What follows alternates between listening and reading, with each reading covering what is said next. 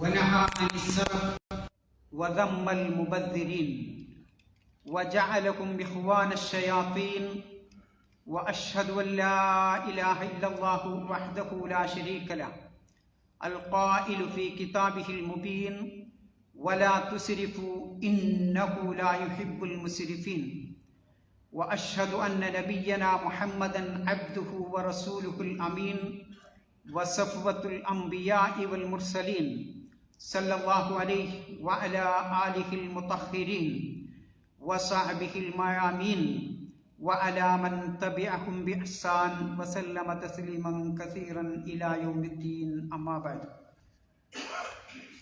يا أيها الذين آمنوا اتقوا الله ولتنظر نفس ما قدمت لغد واتقوا الله إن الله خبير بما تعملون أعوذ بالله من الشيطان الرجيم يا بني آدم خذوا زينتكم عند كل مسجد وكلوا واشربوا ولا تسرفوا إنه لا يحب المسرفين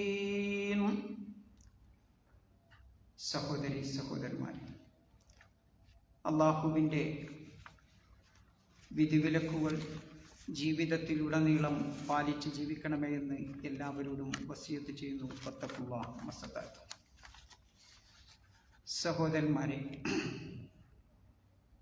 വിഷയം വലാ തുസ്രിഫു, അമിതത്വം കാണിക്കരുത് നിങ്ങൾ. ഒരു സംഭവം ചരിത്രത്തിൽ ഇങ്ങനെ വിവരിക്കുന്നുണ്ട്.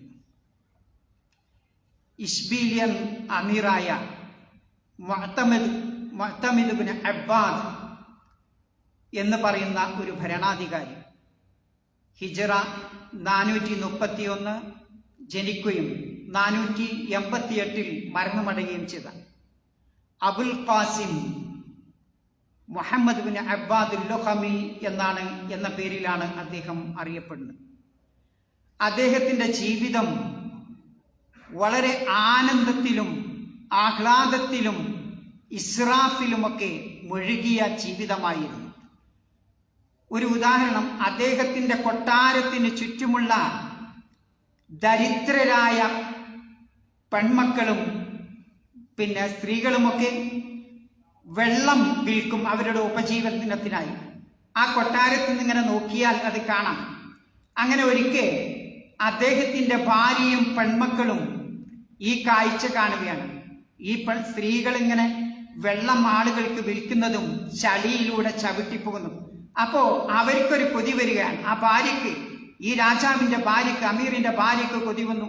അതേപോലെ ആ വെള്ളത്തിൽ ചവിട്ടി വെള്ളം വിൽക്കാനുള്ള ഒരു ആഗ്രഹം ആ ഭാര്യ പ്രകടിപ്പിച്ചു ഈ അമീറിനോട്. അമീർ അത് സ്വീകരിച്ചു. അതിനുവേണ്ടി ആ അമീർ കൊട്ടാരത്തിന്റെ മുറ്റത്ത് ഒരുക്കിയ ഒരു കളമുണ്ട്.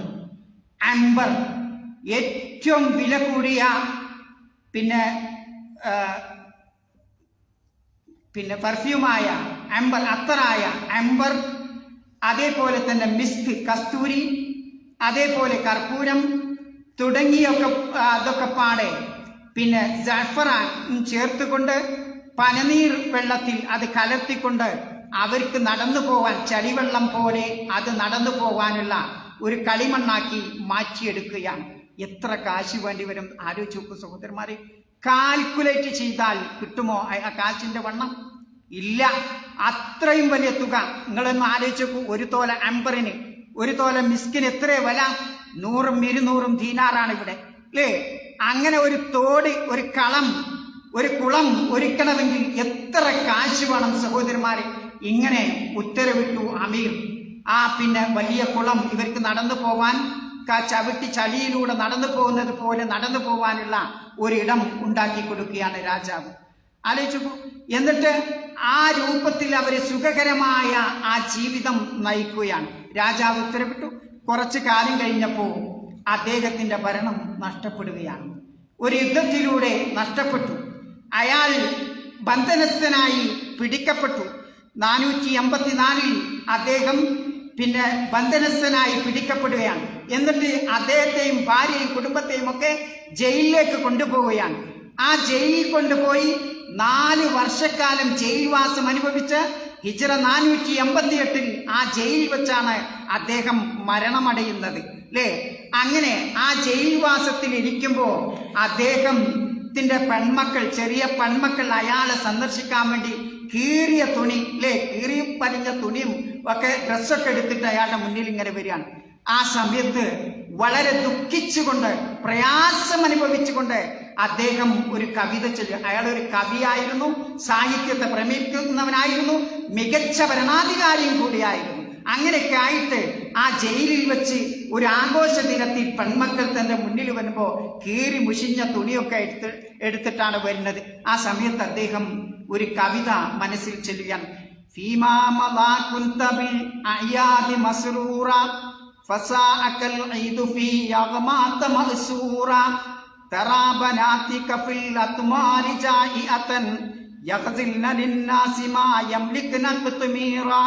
يطعن في التين والأقدام حافية كأنها لم تطع مسكا وكافورا من بات بعدك في ملك يسر به فإنما بات بالأحلام مغرورا.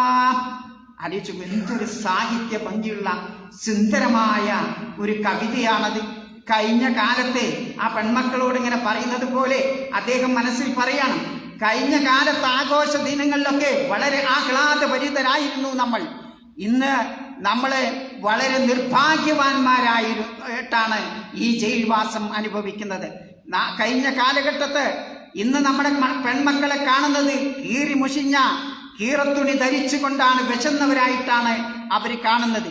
ഇന്ന് അവർ ചെയ്യുന്നത് ആളുകൾക്ക് വേണ്ടി നൂല് നൂൽക്കുകയാണ്.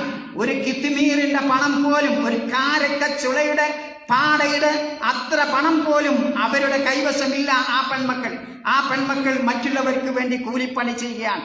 അന്ന് അവര് നഗ്നപാതരായി നല്ല സുഖസുന്ദരമായ ആ തീനിലൂടെ, ആ ചളിവെള്ളത്തിലൂടെ അവർ ചവിട്ടിയെങ്കിൽ ഇന്ന് നഗ്നപാതരായി അവർക്ക് മിസ്കോ കാഫൂറോ ഒന്നുമില്ല.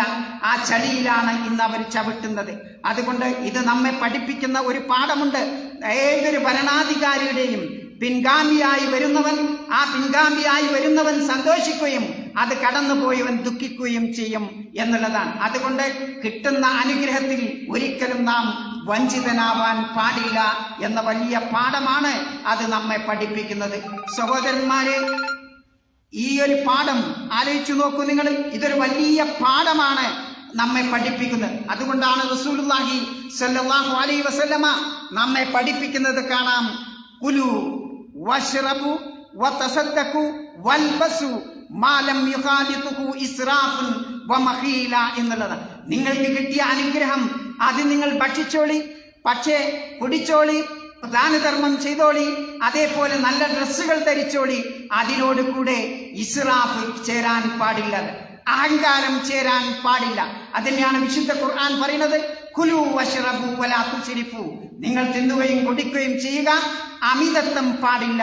തീർച്ചയായും അല്ലാഹു സുബ്ഹാനഹു വ തആല അമിതത്വം കാണിക്കുന്ന ആളുകളെ, ദൂർത്തടിക്കുന്ന ആളുകളെ അല്ലാഹു സുബ്ഹാനഹു വ തആല ഇഷ്ടപ്പെടുകയില്ല. മഹാനായ ഇമാം മാലിക് റഹ്മത്തുള്ളാഹി അലൈഹി അദ്ദേഹം പറയുന്ന ഒരു നിർവചനമുണ്ട്. ഇസ്റാഫ് എന്ന് പറഞ്ഞാൽ അദ്ദേഹം വിവരിക്കണം ഇങ്ങനെ, അഖ്ദുൽ മാലി മിൻ ഹഖ്ഖി വവളഉഹു ഫീ ഗൈരി ഹഖ്ഖി. അവകാശപ്പെട്ട പണം, എനിക്ക് അവകാശപ്പെട്ട പണം തന്നെയാണ്, ആ പണം എടുത്ത് അവകാശമില്ലാത്ത സ്ഥലത്ത് കൊണ്ടുപോയി ഇടലാണ് യഥാർത്ഥത്തിൽ ഇസ്റാഫ് എന്ന് പറയുന്നത്. എൻ്റെ അടുത്ത് പണമുണ്ട് എന്ന് വിചാരിച്ച് അത് അവകാശമില്ലാത്ത എടുത്ത് കൊണ്ടുപോയി കൊടുക്കാൻ പാടുള്ളതല്ല എന്നതാണ് ഇമാം മാലിക് റഹ്മത്തുള്ളാഹി അലൈഹി പറയുന്നത്. സഹോദരന്മാരെ, വിശുദ്ധ ഖുർആൻ ദൂർത്തിന് ഉപയോഗിച്ച 2 പദങ്ങളുണ്ട്. ഇസ്റാഫ്, തബ്ദീർ എന്ന് പറയും. ഇസ്റാഫ് എന്ന് പറഞ്ഞാൽ എന്താ? തജാവുസുൽ ഹദ്ദി ഫിൽ മുബാഹ്.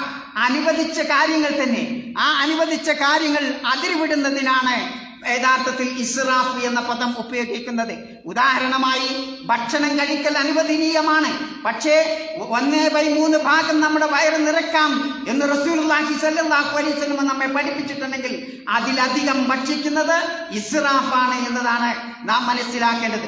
പാനീയം കുടിക്കാം, പക്ഷേ ആ പാനീയം പരിധി വിട്ട് കുടിക്കുന്നത് അത് ഇസ്റാഫാണ്. വസ്ത്രം ധരിക്കാം, പക്ഷേ ആ വസ്ത്രം പരിധി വിടുന്നത് അത് ഇസ്രാഫാണ് എന്നതാണ്. അപ്പൊ അനാവശ്യത്തിന് വേണ്ടി ഡ്രസ്സുകൾ വാങ്ങിക്കൂട്ടുന്ന ഒരു കാലഘട്ടമാണിത്.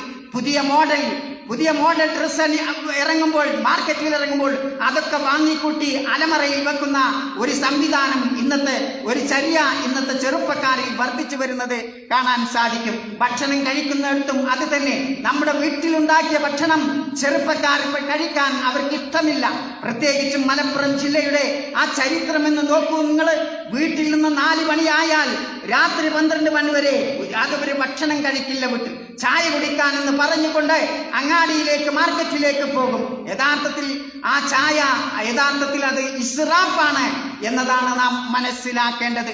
അനാവശ്യമായി വൈദ്യുതി ചെലവഴിക്കുന്നതും വെള്ളം ചെലവഴിക്കുന്നതുമൊക്കെ ഇസ്രാഫിന്റെ കൂട്ടത്തിലാണ്. വെള്ളം ഉപയോഗിക്കാം, വൈദ്യുതി ഉപയോഗിക്കാം, അനുവദനീയമായ കാര്യമാണ്. പക്ഷേ അത് അമിതമാകുമ്പോൾ അത് ഇസ്രാഫ് എന്ന ഗണത്തിൽപ്പെടും. ഇതേപോലെ തന്നെയാണ് തബ്ദീർ എന്ന് വിശുദ്ധ ഖുർആൻ പറഞ്ഞിട്ടുള്ളത്. ആലോചിച്ചു, നിങ്ങൾ ധൂർത്ത് കാണിക്കരുത്. ഇന്നൽ മുബദ്ദിരീന കാനൂ ഇഖ്വാന ശയാത്തീൻ. തീർച്ചയായും ധൂർത്ത് കാണിക്കുന്നവർ പിശാചുക്കളുടെ സഹോദരന്മാരാണെന്നാണ് വിശുദ്ധ ഖുർആൻ നമ്മെ പഠിപ്പിക്കുന്നത്. എന്താ സഹോദരന്മാരെ തബ്ദീറും ഇസ്രാഫും തമ്മിലുള്ള വ്യത്യാസം? തബ്ദീർ എന്ന് പറഞ്ഞാൽ അവകാശമില്ലാത്ത, അനുവദനീയമല്ലാത്ത സ്ഥലത്ത് ചെലവഴിക്കുന്നതിനാണ്. ഉദാഹരണമായിട്ട് നമുക്കൊരു അനുഗ്രഹമുണ്ട്. ആ അനുഗ്രഹം ഒരു ഫായിദയുമില്ലാതെ, ഉപകാരവുമില്ലാതെ നഷ്ടപ്പെടുത്തുക. ഉദാഹരണമായി നമ്മുടെ വീട്ടിൽ ഭക്ഷിക്കുന്ന ഒരു പാർട്ടിക്കൊക്കെ ഉണ്ടാകുന്ന ഭക്ഷണം അത് ബാക്കിയായാൽ കുമാമയിലേക്ക്, വേസ്റ്റ് കൊട്ടയിലേക്ക് കൊണ്ടുപോയി തട്ടുന്ന ആ രംഗം ഇന്ന് ഞാനും നിങ്ങളും കണ്ടുകൊണ്ട് കാണുകയാണ് അല്ലേ? പ്രത്യേകിച്ചും ഇത്തരം മന്ദക്കയിൽ ജീവിക്കുന്ന ആളുകൾക്ക് മനസ്സിലാക്കാൻ അത് സാധിക്കുന്നതാണ്. അതേപോലെ അല്ലാഹുവിന്റെ നിഅമത്ത്, കിട്ടിയ അനുഗ്രഹത്തിന് വിലമതിക്കാതിരിക്കുക അല്ലേ? ആ അനുഗ്രഹത്തിന് ഒരു വില കാണാതിരിക്കുക എന്നുള്ളത് തബ്ദീറാണെന്നതാണ് നാം മനസ്സിലാക്കേണ്ടത്. അല്ലാഹു സുബ്ഹാനഹു വ തആല പറഞ്ഞത് ഇന്നഹു ലാ യുഹിബ്ബുൽ മുസ്രിഫീൻ. അല്ലാഹു ഇത്തരം ദൂർത്തടിക്കുന്ന ആളുകളെ ഇഷ്ടപ്പെടുന്നില്ല എന്ന. നോക്കൂ സഹോദരന്മാരെ, ശിക്ഷ ലഭിക്കില്ല. ശിക്ഷ മാത്രമല്ല അല്ലാഹു പറഞ്ഞത്, ശിക്ഷയല്ല പറഞ്ഞത്, മറിച്ച് അല്ലാഹുവിന്റെ മഹബ്ബത്താകുന്ന ആ അനുഗ്രഹം നമ്മൾക്ക് കിട്ടില്ല. ലോകത്തൊരു അടിമക്ക്, ഒരു ദാസന് നഷ്ടപ്പെടുന്നത് അല്ലാഹുവിന്റെ സ്നേഹമാണ് ഏറ്റവും വലിയ നഷ്ടം. അത് കിട്ടാതിരിക്കലാണ് ഏറ്റവും വലിയ നഷ്ടം എന്നതാണ് നാം മനസ്സിലാക്കേണ്ടത്. തബ്ദീർ പറഞ്ഞപ്പോൾ നിങ്ങൾ പിശാചിന്റെ കൂട്ടുകാരാണ്, ഇഖ്വാനികളാണ് എന്ന് പറഞ്ഞപ്പോൾ ആ ശൈത്താൻ നോക്കൂ നിങ്ങൾ, ആ ശൈത്താനിന്റെ അനുഗ്രഹം അത് എപ്പോഴും ആ ശൈത്താൻ അനുഗ്രഹങ്ങളെ കുഴപ്പത്തിലാക്കാനാണ് നമ്മെ ശ്രമിക്കുന്നതും പ്രേരിപ്പിക്കുന്നതും. അതുകൊണ്ടാണ് നോക്കൂ നിങ്ങൾ, ഒരു അനുഗ്രഹം നമുക്ക് കിട്ടുമ്പോൾ പിശാചിന്റെ ഉദ്ദേശം എന്താ? ആ അനുഗ്രഹത്തിലൂടെ അവനെ വഴിപിഴപ്പിക്കണം, ഫസാദിലാക്കണം എന്നുള്ളതാണ്. ഇതേപോലെ ഇസ്രാഫ് കേവലം ഒരു ഭക്ഷണത്തിന്റെ കാര്യത്തിലോ അനുഗ്രഹത്തിന്റെ കാര്യത്തിലോ മാത്രമല്ല, ജീവിതത്തിന്റെ മുതൽ തെറ്റ് വരെയുള്ള എല്ലാ മേഖലകളിലും ഇസ്രാഫും തബ്ദീറും കടന്നു വരും. സാമ്പത്തിക മേഖലകളിൽ, ഭക്ഷണപാനീയങ്ങളുടെ മേഖലകളിൽ, വസ്ത്രധാരണത്തിന്റെ മേഖലകളിൽ, അതേപോലെ സംസാരത്തിന്റെ മേഖലകളിൽ, വെള്ളവും വൈദ്യുതിയും ഉപയോഗിക്കുന്ന മേഖലകളിൽ, സമയം ചെലവഴിക്കുന്നതിന്റെ മേഖലകൾ, സന്തോഷത്തിന്റെയും ദുഃഖത്തിന്റെയും മേഖലകളിൽ, ഇവിടെയൊക്കെ എണ്ണിയാൽ ഒതുങ്ങാത്ത എല്ലാ മേഖലകളിലും ഇസ്രാഫും തബ്ദീറും കടന്നു വരുന്നുണ്ട് എന്നതാണ് മനസ്സിലാക്കുന്നത്. ഇതിൽ ഏറ്റവും ഭയാനകമായത്, ഭീകരമായത് നമ്മുടെ ആയുസ്. അല്ലാഹു സുബ്ഹാനഹു വ തആല നമുക്ക് കനിഞ്ഞു നൽകിയിട്ടുള്ള ഈ ആയുസ് അപകടപ്പെടുത്തുന്നതാണ് സഹോദരന്മാരെ. സമ്പത്ത് ഒരുപക്ഷെ നഷ്ടപ്പെട്ടാൽ അത് ഒരുപക്ഷെ തിരിച്ചു വന്നേക്കാം. ആയുസ്, ഞാനും നിങ്ങളും ശ്വസിച്ച ആ ശ്വാസം പിന്നെ തിരിച്ചെടുക്കാൻ നമുക്ക് സാധ്യമല്ല. ആ വിട്ട ശ്വാസം പോയത് തന്നെയാണ്, അതൊരിക്കലും തിരിച്ചു വരില്ല. അതുകൊണ്ട് നാം ഇസ്രാഫ് കാണിക്കുന്നത് നമ്മുടെ ആയുസ്സിലാണെങ്കിൽ അതാണ് ഏറ്റവും അപകടം പിടിച്ചത് എന്നതാണ് നാം മനസ്സിലാക്കുന്നത്. അതുകൊണ്ടാണ് അല്ലാമ ഹസനുൽ ബസ്രി റഹ്മഹുല്ലാഹ് ഇങ്ങനെ പറയുന്നത് കാണാം, യബ്ന ആദം സന്തതികളെ, ഇന്നമാ അൻത അയ്യാമുൻ, തീർച്ചയായും നിങ്ങൾ ഏതാനും ദിവസങ്ങളാണ്. ഫൈദാ ദഹബ യൗമൻ, ഒരു ദിവസം നിങ്ങളിൽ നിന്ന് കടന്നു പോയാൽ ദഹബ ബാദുക്, നിന്റെ ഒരു ഭാഗം ഭാഗികമായി നഷ്ടപ്പെട്ടു എന്നതാണ് അദ്ദേഹം നമ്മെ പഠിപ്പിക്കുന്നത്. അതുകൊണ്ട് സഹോദരന്മാരെ, ഇസ്ലാം എന്ന് പറയുന്നത് മിതത്വത്തിന്റെ മതമാണ്. അതുകൊണ്ടാണ് ഇദാ അൻഫഖൂ ലം യുസ്രിഫു വല്ലദീന ഇദാ അൻഫഖൂ, ഇബാദുർ റഹ്മാനിന്റെ അടയാളമായി വിശുദ്ധ ഖുർആൻ എന്ന കൂട്ടത്തിൽ അവരുടെ ഒരു സ്വഭാവം, അവർ ചിലവഴിക്കുമ്പോൾ ലം യുസ്രിഫു, അവർ ദൂർത്ത് കാണിക്കില്ല. വലം യക്തുറു, അവർ പിശുക്ക് കാണിക്കില്ല. വകാന ബൈന ദാലിക ഖവാമ, രണ്ടിന്റെയും ഇടയിലുള്ള അവസ്ഥയാണ് അവർക്കുണ്ടാകുക എന്നതാണ് വിശുദ്ധ ഖുർആൻ നമ്മെ പഠിപ്പിക്കുന്നത്. നോക്കൂ നിങ്ങൾ, പ്രവാചകൻ സല്ലല്ലാഹു അലൈഹി വസല്ലമ മദീനയിൽ ജീവിച്ചിരിക്കുന്ന കാലഘട്ടത്ത് അവിടെ വെള്ളം സുലഭമായിരുന്നു, അല്ലേ? കൃഷിയും സുലഭമാണ്. അതേപോലെ തോട്ടങ്ങൾ, ഈത്തപ്പന തോട്ടങ്ങളും മറ്റ് തോട്ടങ്ങളും ഒക്കെ അവിടെ സുലഭമായി ഉണ്ടായിട്ടും നബി സല്ലല്ലാഹു അലൈഹി വസല്ലമ കുളിച്ചത് ഒരു സാഹ് വെള്ളം കൊണ്ടാണ്. പ്രവാചകൻ വുളു ഉണ്ടാക്കിയത് കേവലം ഒരു മുദ്ദ് വെള്ളം കൊണ്ടാണ് എന്നതാണ് നമ്മെ പഠിപ്പിക്കുന്നത്. അതുകൊണ്ട് സഹോദരന്മാരെ, നാം നമുക്ക് കിട്ടിയ ഓരോ അനുഗ്രഹവും അള്ളാഹുവിന്റെ പ്രീതി ഉദ്ദേശിച്ചുകൊണ്ടാവുമ്പോൾ ആവണം. അതോടൊപ്പം ഞാൻ ചെയ്യുന്ന കാര്യത്തിൽ, ഞാൻ ധരിക്കുന്ന വസ്ത്രത്തിൽ, ഞാൻ ഉപയോഗിക്കുന്ന അള്ളാഹുവിന്റെ അനുഗ്രഹത്തിൽ ഇസ്രാഫ് ഉണ്ടോ എന്ന് നാം ഓരോരുത്തരും ചിന്തിക്കണം. അല്ലെങ്കിൽ അപകടത്തിലേക്കാണ് നാം കടന്നു പോകുക എന്നതാണ്. നാളെ പരലോകത്ത് ചെല്ലുമ്പോൾ നമ്മുടെ കാര്യങ്ങളൊക്കെ നഷ്ടപ്പെടും, നമ്മുടെ അമലുസാലിയാത്തുകളൊക്കെ നഷ്ടപ്പെടാൻ അത് കാരണമാകും എന്നതാണ് വിശുദ്ധ ഖുർആൻ നമ്മെ പഠിപ്പിക്കുന്നത്. വിശുദ്ധ ഖുർആനിൽ നിന്നും പ്രവാചകന്റെ സുന്നത്തിൽ നിന്നും പാഠം ഉൾക്കൊണ്ടുകൊണ്ട് ജീവിക്കുന്ന സത്യവിശ്വാസികളുടെ കൂട്ടത്തിൽ റബ്ബ് തമ്പുരാൻ നമ്മെ ഉൾപ്പെടുത്തി അനുഗ്രഹിക്കുമാറാവട്ടെ. അസ്തഗ്ഫിറുല്ലാഹ് അസ്തഗ്ഫിറുല്ലാഹ്. അൽഹംദുലില്ലാഹി റബ്ബിൽ ആലമീൻ വസ്സലാത്തു വസ്സലാമു അലാ റസൂലിഹിൽ അമീൻ വഅലാ ആലിഹി വസ്ഹബിഹി അജ്മഈൻ. അമ്മാ ബഅദു ഫില്ലാഹി ഫില്ലാഹ് ഉസീകും ബിതഖ്വല്ലാഹ്. സഹോദരന്മാരെ, അള്ളാഹുവിനെ സൂക്ഷിച്ച് ജീവിക്കണമെന്ന് ഒന്നുകൂടി വസിയത്ത് ചെയ്തു. ഒരാൾ നബി വന്നുകൊണ്ട് നബി സല്ലല്ലാഹു അലൈഹി വസല്ലമയെ അരികിൽ വന്നുകൊണ്ട് വുളൂവിനെ പറ്റി ചോദിക്കാൻ. അപ്പൊ നബി സല്ലല്ലാഹു അലൈഹി വസല്ലമ 3 പ്രാവശ്യം വുളു ഉണ്ടാക്കാനുള്ള രീതിയൊക്കെ പഠിപ്പിച്ചു. എന്നിട്ട് ഇതാണ് വുളു എന്ന് പറഞ്ഞതിന് ശേഷം നബി സല്ലല്ലാഹു അലൈഹി വസല്ലമ അറാബിനോട് പറയുന്ന ഒരു വാക്കുണ്ട്, വളരെ ശ്രദ്ധേയമാണ്. ഫമൻ സാദ ഹാലാ ഹാദാ, ഞാൻ ഇപ്പോൾ നിനക്ക് കാണിച്ചു തന്ന ഈ വുളുവിനേക്കാൾ നീ കൂട്ടിയാൽ, ഒരു വട്ടം കൂട്ടിയാൽ, അല്ലേ, അല്ലെങ്കിൽ കുറച്ചാൽ, ഫഖദ് അസാ, നീ ചെയ്യുന്നത് തിന്മയാണ്. നീ അതിര് കവിഞ്ഞവനാണ്. ഔ വലമ, നീ അനീതി പ്രവർത്തിച്ചവനാണ്, അക്രമം പ്രവർത്തിച്ചവനാണ് എന്ന. നോക്കൂ നിങ്ങൾ, വുളു 3 വട്ടം 4 വട്ടമായി പോയാൽ ആ അറാബിയെ പഠിപ്പിക്കുന്നത് ഈ രൂപത്തിലാണ്. അതുകൊണ്ട് സഹോദരന്മാരെ, മഹാനായ സ്വഹാബി സഅദ് റളിയല്ലാഹു അൻഹു നബി സല്ലല്ലാഹു അലൈഹി വസല്ലം വുളു എടുക്കണ കാണുകയാണ്. അപ്പൊ ആ സ്വഹാബി നബിയോട് ചോദിക്കുകയാണ്, അഫി വുളു ഇസ്റാഫ് യാ റസൂലല്ലാഹ്, അല്ലാഹുവിന്റെ റസൂലേ, വുളുവിൽ ഇസ്റാഫ് ഉണ്ടോ? ഫഖാല നഅം വ ഇൻ കുൻത അലാ നഹ്രിൻ ജാരി, ഒഴുകുന്ന നദിയുടെ കരയിലാണ് നീ ഉള്ളതെങ്കിലും അവിടെ ആണെങ്കിൽ പോലും നീ അതിൽ ഇസ്റാഫ് കാണിക്കാൻ പാടില്ല എന്നതാണ് ആ സ്വഹാബിയെ പഠിപ്പിക്കുന്നത്. അതുകൊണ്ട് സഹോദരന്മാരെ, ഇസ്റാഫ് അള്ളാഹുവിന്റെ അനുഗ്രഹം നീങ്ങിപ്പോവാൻ കാരണമാകും. ലഇൻ ശകർത്തും ലഅദീദന്നകും എന്നാണ് വിശുദ്ധ ഖുർആൻ പറയുന്നത്. നമ്മൾ നന്ദി കാണിച്ചാൽ, കിട്ടിയ അനുഗ്രഹത്തിന് നന്ദി കാണിച്ചാൽ അല്ലാഹു സുബ്ഹാനഹു വ തആല കൂടുതൽ അനുഗ്രഹം നൽകുന്നു. മഹാനായ ഉമർ ഇബ്നു അബ്ദുൽ അസീസ് റഹ്മഹുല്ലാഹ്, അദ്ദേഹം ഭരണാധികാരിയായിരിക്കുമ്പോൾ അദ്ദേഹം ഭരണകാര്യങ്ങൾ നിർവഹിക്കാൻ എണ്ണ ഒഴിച്ചുകൊണ്ട് ഖജനാവിൽ നിന്നുള്ള, പൊതുഖജനാവിൽ നിന്നുള്ള എണ്ണ ഒഴിച്ചുകൊണ്ട് അദ്ദേഹം ഉപയോഗിക്കും. അദ്ദേഹത്തിന്റെ സ്വന്തം കാര്യമാണെങ്കിൽ ആ പൊതുഖജനാവിന്റെ എണ്ണ, ആ വിളക്ക് അദ്ദേഹം കത്തിക്കില്ല, മറ്റെണ്ണ ഒഴിച്ചുകൊണ്ടാണ് ആ വിളക്ക് കത്തിക്കുക എന്ന് അദ്ദേഹത്തിന്റെ ചരിത്രത്തിൽ നമ്മെ പഠിപ്പിക്കുന്നുണ്ട്. അതുകൊണ്ട് സഹോദരന്മാരെ, ഇതൊക്കെ നമുക്ക് പാഠമാണ്. ഒരു ഇസ്റാഫ് കാണിക്കുക എന്നുള്ളത് ഓട്ടുള്ള ബക്കറ്റിൽ വെള്ളം വെക്കും പോലെയാണ്. ഓട്ടുള്ള ബക്കറ്റ് എത്ര മുക്കിയാലും വെള്ളം നമ്മൾ നിറയിലേ കാണില്ല, അത് ഇങ്ങനെ ചോർന്നു പോകും. എന്നാൽ ഇസ്റാഫ് കാണിക്കാതെ അള്ളാഹു നൽകിയ അനുഗ്രഹത്തെ ആ രൂപത്തിൽ ചെലവഴിക്കുന്നവൻ എന്ന് പറയുന്നത് യഥാർത്ഥത്തിൽ അതൊരു കൃഷി നട്ടത്, ഒരു വിത്ത് നട്ടത് പോലെയാണ്. ആ വിത്ത് നട്ട് വലുതായി എല്ലാവർക്കും തണലും അതിന്റെ ഫലവും ലഭിക്കുന്നത് പോലെ ആയിരിക്കും ഇസ്റാഫില്ലാതെ അനുഗ്രഹം ഉപയോഗിക്കുന്നവൻ എന്നതാണ് ചരിത്രം നമ്മെ പഠിപ്പിക്കുന്നത്. അതുകൊണ്ട് വിശുദ്ധ ഖുർആനിൽ നിന്നും പ്രവാചകന്റെ സുന്നത്തിൽ നിന്നും പാഠം ഉൾക്കൊണ്ടുകൊണ്ട് ജീവിക്കുന്ന സത്യവിശ്വാസികളായ ആളുകളുടെ കൂട്ടത്തിൽ റബ്ബ് തമ്പുരാൻ നമ്മെ ഉൾപ്പെടുത്തി അനുഗ്രഹിക്കുമാറാവട്ടെ. നമ്മിൽ നിന്ന് അറിയാതെ വന്നു പോയിട്ടുള്ള ചെറുതും വലുതുമായ എല്ലാ തെറ്റുകുറ്റങ്ങളും പുറത്തു മാപ്പാക്കി അവന്റെ ജന്നാത്തിൽ ഫിർദൗസിൽ അള്ളാഹു നമ്മെ ഒരുമിച്ച് കൂട്ടുമാറാവട്ടെ. അള്ളാഹുവെ, ഞങ്ങളിൽ നിന്ന് മൺമറഞ്ഞു പോയ ഞങ്ങളുടെ മാതാപിതാക്കൾ, ഞങ്ങളുടെ ഗുരുനാഥന്മാർ, ഞങ്ങളുടെ ഉസ്താദുമാർ, ബന്ധുമിത്രാദികൾ, സഹോദരി സഹോദരന്മാർ, സംഘടനാ പ്രവർത്തകർ, ഭാരവാഹികൾ, അവർക്കൊക്കെ മഗ്ഫിറത്തും മർഹമത്തും നൽകി ജന്നാത്തുൽ ഫിർദൗസിൽ അവരോടൊപ്പം നാളെ നീ ആ സ്വർഗ്ഗലോകത്തിൽ ഞങ്ങളെ ഒരുമിച്ച് കൂട്ടണമേ.